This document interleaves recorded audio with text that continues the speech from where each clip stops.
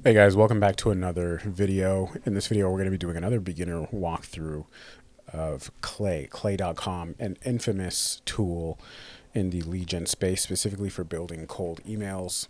And today you will find out why.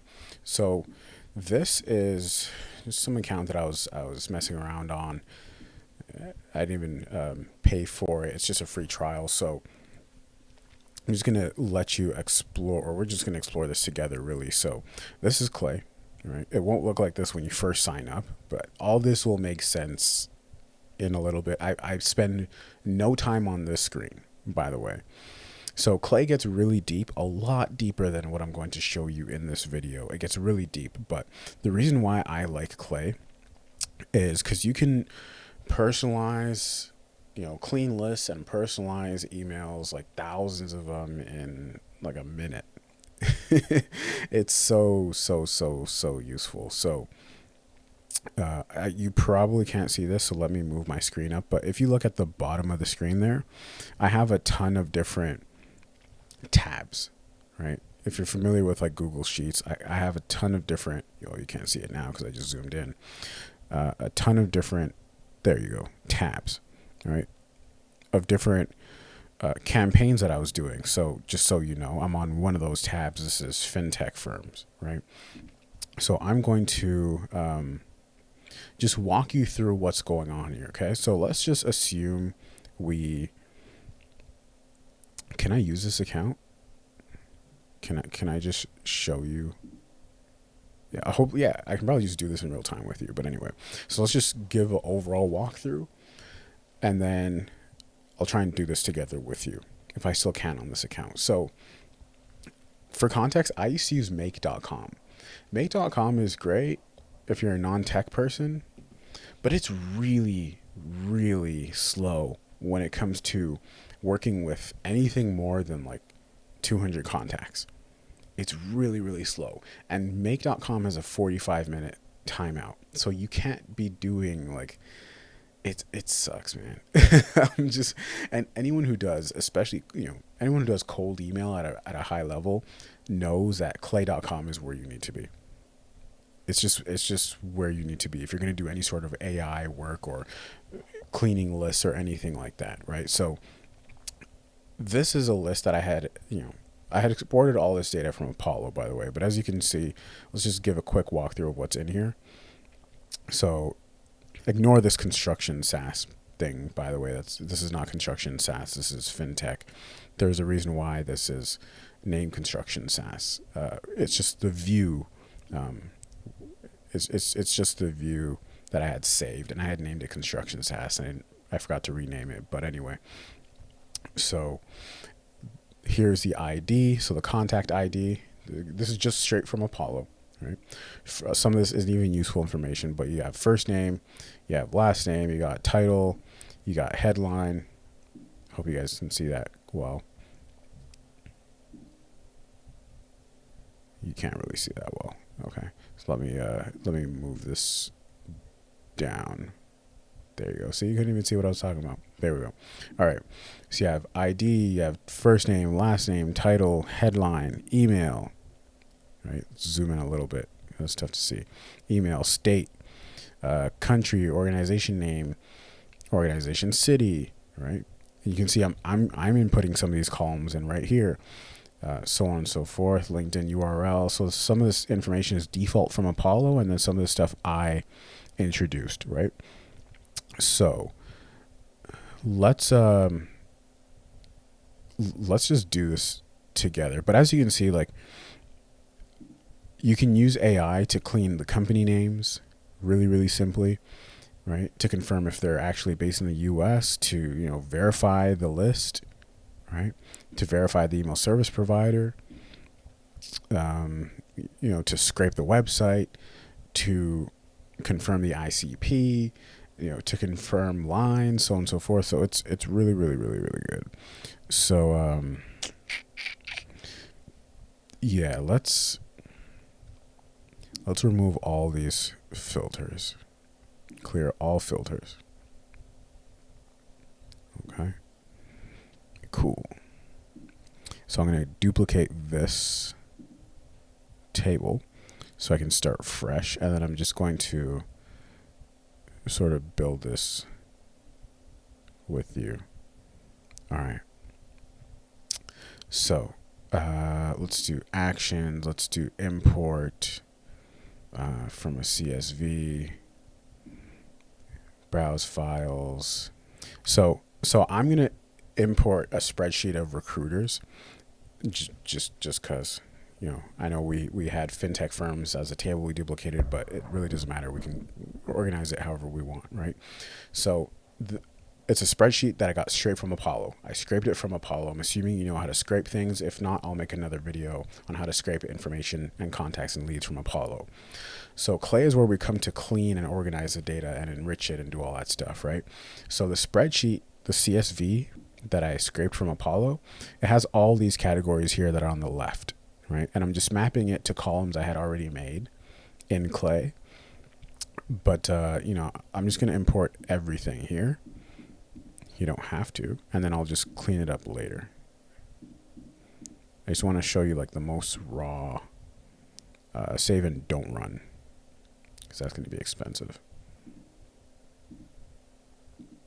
I should do an hour long. Okay, so this is going to be a beginner tutorial, and then I'll do like a whole master class on how to set up your APIs and stuff like that. But this is just like my workflow, right? So ID I like to keep just to make sure that there are no duplicates. I just like having the contact ID. So first name is useful. I'm just thinking about what of this information is actually useful, right? So we got first name, we got last name, we got title, we got headline, all that's useful. Email, state. So this is a state that the contact is in, by the way. This I added myself. This I added myself. Country, organization name. That's good. Organization city, organization state. I don't really need that. And as you can see, a lot of these folks don't even have that in there, but that's fine. I added this in myself. Estimated number of employees. I like that. Organization primary domain. Definitely like that. LinkedIn URL of the person. Let's keep that. Organization LinkedIn URL. Let's keep that. Department. Don't really need that. So let's delete that.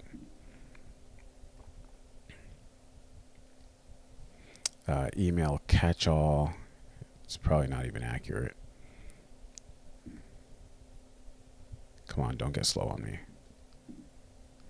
Facebook URL, industry, keywords, name. So name includes first name and last name. I don't like that. I like them in separate columns. First name as a column and then last name as its own column. So let's delete all that. Annual revenue. This is probably not even accurate. As you know, if you watch my Apollo video, beginner tutorial, I really don't care for revenue. I kind of go off employees. So let's remove that. Organization Facebook URL. We definitely don't need that. What is this? The year it was founded. We definitely don't need that. The organization ID. We don't need that. The organization LinkedIn ID. We don't need that. So I'm deleting all of these. I'm on a Mac, by the way, so I'm holding Command to select multiple. I'm holding Command and then I'm clicking on multiple. All right. So now we have the core information of what we need, right? The first thing I'm going to do is I'm going to verify the email address first, because I don't want to, you know, morph or tailor any information or do any sort of personalization for a contact whose email address isn't even valid. It's just going to be a waste of credits, AI credits, so on and so forth. If you're here, by the way, I'm assuming you know what APIs are. I'm assuming you know you understand ChatGPT and how that links with other platforms and things like that. So I'm just going to skip that piece, okay? So again, in another video, in a masterclass, I'll go through how to make columns, how to add your AIs and all this, but this is just my workflow right now, okay? So I use Mail Tester Ninja to verify my emails. It does a really, really good job. So let's just do let's hit the play button. We're going to see if Kim has a valid email address. Rejected. So there you go. So you would have wasted credits personalizing stuff for this contact, and the email address isn't even valid. So you wouldn't even have been able to get to them, right? So I like testing it with a few people. So let's do these 5. The first 5 people. So rejected, accepted. This third one is accepted, accepted, accepted. That's good. So we got Microsoft email addresses and Google email addresses. So typically, these 2 columns right here wouldn't even exist. I added them in. What I did was, and I'll just show you in real time. So I'm going to remove that. Right. And so what I did was I clicked on this cell right here, and it shows, it has different data points, right, that make up the final answer that it shows you in the cell where it says status code 200. So the different data points are, MX, code, detail, domain, message, connections. None of this, in plain English, it has no meaning. But if you look right here, it says rejected, right? So I want to display this as its own column, this message right here, because in this one it says accepted, right? Because what happens is I might want to filter by all the ones that just say accepted, right? So what I'm going to do is I'm going to hover over this, and where it says add as column, I'm going to click that right there, and I'm going to say deliverability status. That's going to be the name of the column right there. Cool. Right. So that's going to show right there. All right. That's going to be its own column. Cool. So we double made these. So let's remove one of those. There you go. And so I did the same thing. Well, kind of the same thing with the email service provider. So I just really like to easily be able to see who the email service provider is, so that I can filter by only Microsoft accounts or only Google accounts. Now I don't do this, but it's just nice information to be able to have. How I did that was I right clicked on here, and then I hovered over insert one column right, and then I put formula. Right. And the logic behind this is, if you look at the different data points for any one of these cells, and you look at where it says MX, you're going to see, .outlook.com at the ending. It blocks it when I hover over it, but it's going to say .outlook.com. Or if it's Microsoft, if it's Google, it's going to say .google.com. Right. So what you want to do is you want to right click on this column, the header of the column, and you're going to go to insert one column right, and then formula tab. And then when you click on formula, it's going to take you to something like this. And here, I'll just do it from scratch for you. It's just better to see that way. I would like if someone did it that way for me. To insert formula. So it's really simple. You're just gonna say if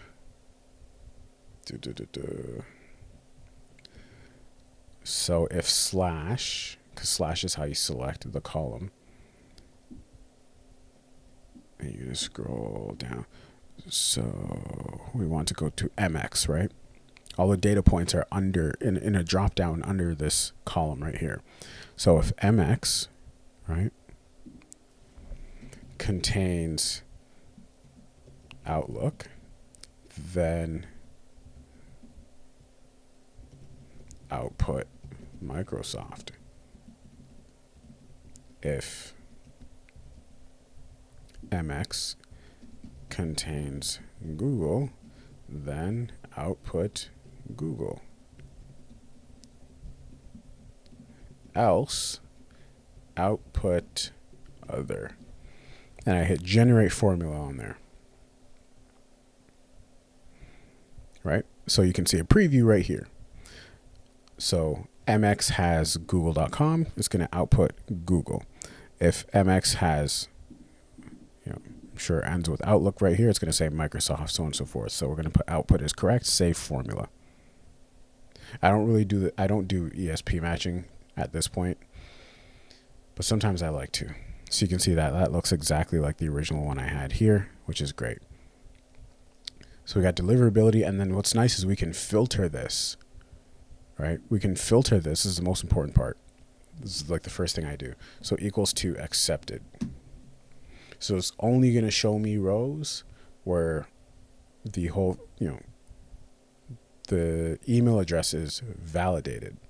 So what I would do, let's remove this filter. That's the first thing I do is I'd go through all the emails and make sure they're valid. Like I clean them up right away. So that's the first order of operations. So what I do to do that in one shot is I right click on this, hover over run column, and I say run all rows that haven't run or have errors, or I force run all the rows. Hope you guys can see that. I'll go over that one more time. Right click on here, hover over run column, and run all rows that haven't run yet, because I just ran 5 of them, or forced run all rows. And you're just going to see it's going to say queued for all these. It's going to look something like this. Once you use Clay, you're never going to go back to make.com or N8N. So they're going to queue all of these, and there you go. So you can see most of these are accepted. You got a catch-all right here. You got rejected. You got rejected. You got rejected. You got your email service provider right there. And so, again, I'm going to do this for all the contacts I imported, because I only want to deal with contacts with valid email addresses, or else there's no point. And then I'm going to filter this, and you can only filter. You can't filter like AI or API columns. You can only filter formula columns or text columns, which is why I took these data points and put them as their own columns that I can then filter by them, like I mentioned earlier. So I'm going to right click on this. I'm going to hover over filter on this column, and I'm going to go to where deliverability status, which is the name of this column, is equal to accepted, case sensitive. So it's only going to show me cells where the email address is valid, or contacts where the email address is valid. So that's the first place I'd start, right? From there, everything is really simple. From there, I'd go and scrape their website. So I use Exa to scrape website. Again, this is an API.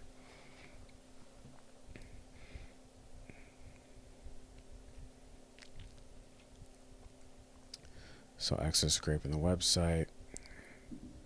Let's do 3, 4, 5. Let's do all these.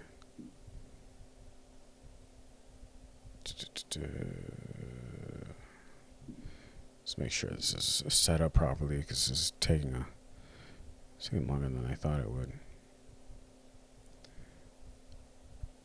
Okay, so it's not going to work because I'm on trial. The trial for this account had expired. But what I would do is, let me just go to a different tab so you can see this. Here you go. So what it would look like is, so I've just filtered for all the companies or contacts where the email is verified. How do I know that? Because it says accepted in this column. Then from there, I'm automatically just going to go scrape the website. And what you're going to see sometimes, if you're using Exa, is these cells are going to be blank because it can't fit. Like it scrapes so much off the home page that it exceeded the cell data size limit. So what I do is I just make a formula column. And how we do that is we right click on this column, insert one column right, and go to formula. And I put the column where I only take the first 8,000 characters, right? How I do that, insert one column to the right, formula, only display the first 8,000 characters of summary. Cool. There you go. All right. And the summary itself, by the way, similar to the email verification. So it's going to show the status code 200, which is good. That means it was responsive. And we're going to go to the body. We're going to go to the results. And this text, we want to add it as its own column. And that's how I got this right here, this column right here. And again, some of them couldn't fit. So it's just going to put it in here. Okay. Let's delete that. It's just going to show the first 8,000 characters. Cool. So now one thing I like to do is, and I got this from a colleague of mine named Ibra. One thing I like to do is, because sometimes like we're going to use this data that we scraped from the website and we're going to feed it into ChatGPT to, manipulate it, right?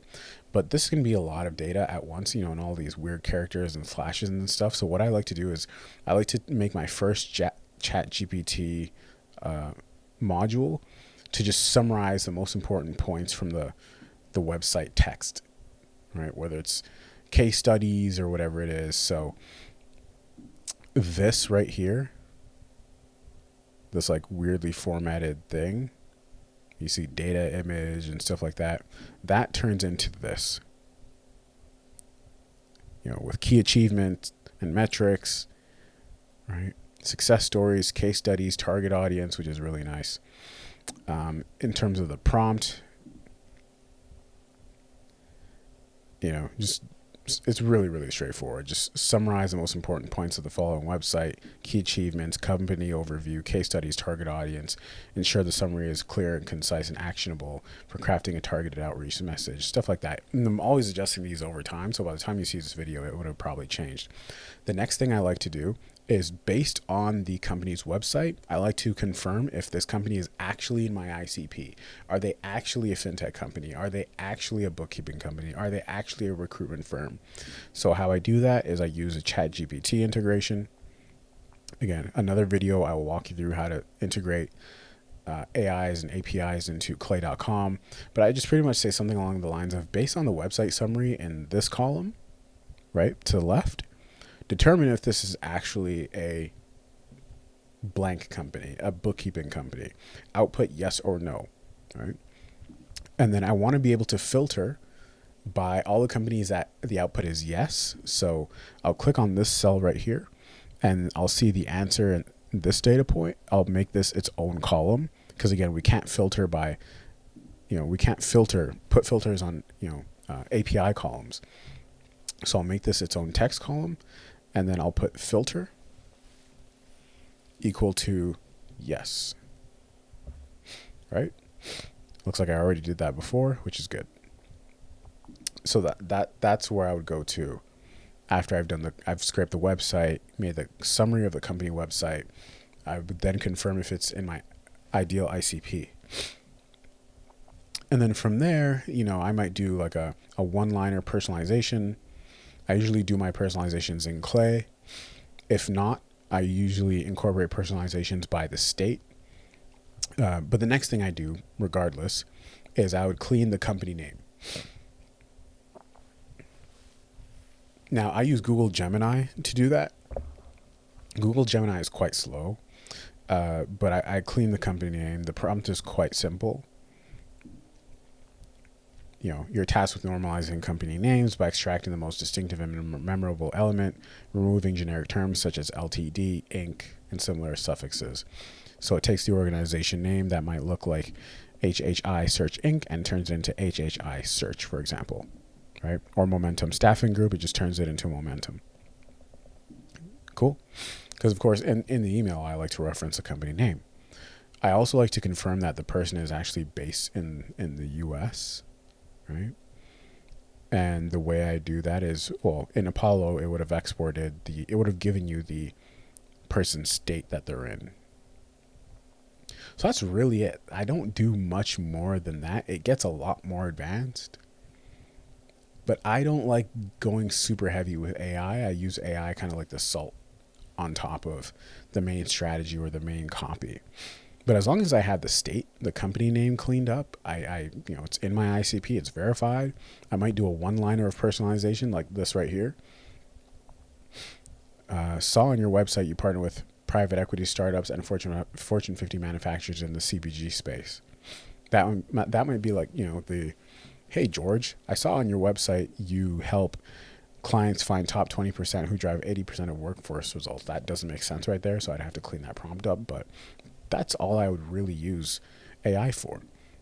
The beauty of Clay is just how easily and quickly you can do things, and you can walk away from your computer and not worry about the fact that it's going to time out like make.com and you have to start all over again, or you don't know where you left off. So this is really, really, really nice. From here, like I said, you can save this view, right? So this is just, you can save a view where you're only working with Microsoft accounts. So it's just easy to switch back and forth into. So you can save this as Microsoft, right? And then you can save one as Google, and it's only going to show you Google accounts, so on and so forth, right? Again, that view is old. It doesn't apply to this table, but that's really it. That's really the gist of Clay. If you've gotten this far, you're 80% of the way there. My whole goal is to get you 80% of the way there. From here, I don't export anything directly into Smart Lead or Instantly. I would export it into a CSV, right? And then just upload it manually into Smart Lead. But again, in a more advanced tutorial, we'll talk about, I'll do a whole beginner walkthrough to show you how to set up the APIs and integrate them if you actually want that. And in a more advanced tutorial, we'll talk about like how to filter information, how to look up information in different tables, how to do advanced personalization, stuff like that. So it gets really, really interesting. But again, get 80% of the way there and you will be more than fine. All right, guys, if you have any questions, if you are a business and you are looking to increase the amount of leads or increase the quality of the leads that you're getting, hit the link in the description and let's jump on a complimentary consultation, complimentary strategy call, and we'll see if we're the right fit and how we can help. All right, guys. See you guys in the next video. I'm out. Peace.